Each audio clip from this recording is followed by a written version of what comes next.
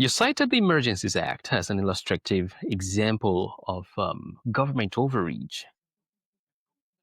Do you think the issue with the Freedom Convoy, you talking about excessive government hold and control during COVID, the Freedom Convoy protest stemmed from that.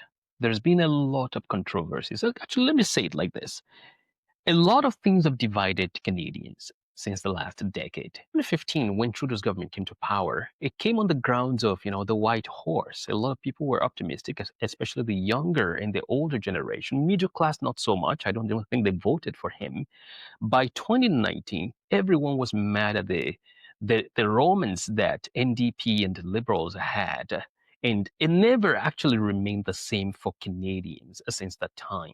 2020 came, it worsened the feelings that people had about government because the same set of people almost like ganged up against Canadians. And then you had 2021 Freedom Convoy that further divided us as a nation.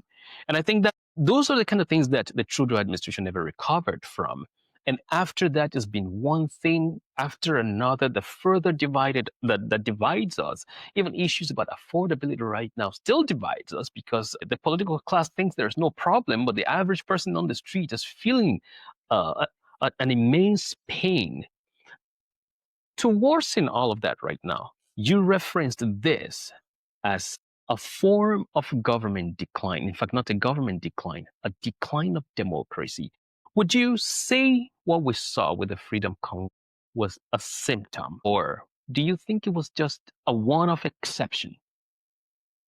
Well, I think what's problematic about it, I mean, at the time, I didn't agree with the Emergency Act, in part because for me, they didn't hit the threshold. The argument was it was hurting our economy, which made sense if you thought about what was happening at the border crossings at Coots here in Windsor. But you have to remember that a week before the Emergency Act was invoked, the provincial government declared a state of emergency and had cleared the protest in Windsor. So we had already had the police come in and were able to get rid of that protest in Windsor without invoking the Freedom Act. So to say we need to do it for Ottawa makes no sense because there's no economic argument. It wasn't that trucks weren't being able to pass a border in Ottawa, there's no border to pass. So we had already dealt with the border issue. And so this seemed punitive. It was a way to really stick it to the protesters because they were being annoying. And I totally appreciate that they were annoying, that they were loud and obnoxious. And yeah, nobody likes protesters, but you didn't need the Emergency Act. You could have used the existing tools that the state had under provincial and federal law to remove the protesters. And in a way, I think the Ottawa Police Service aided and abetted the total disruption. They did not manage that problem. They didn't think it was they didn't take it seriously enough, and then it got entrenched in. So there were lots of mistakes made. Fine. You have the inquiry absolves the government, but then there's this other court case. And the federal court justice, Richard Mosley, has now found he says that he felt that they did not meet the legal threshold for these extraordinary powers. And the government can't let that go. They are now appealing that decision. So they are doubling down on it. They want to ensure that they have those powers and that they can use it for this kind of thing. And I think that's what's dangerous, that they get to pick and choose which protest they find more annoying than another. I mean, we've had also a couple of years now of anti-Israeli protest, where these protesters, they entrench themselves. They don't sort of stay overnight anymore, though they were in this last summer in terms of universities, right? We didn't invoke the Emergency Act for universities that had campouts over the summer and restricting access to certain groups of people.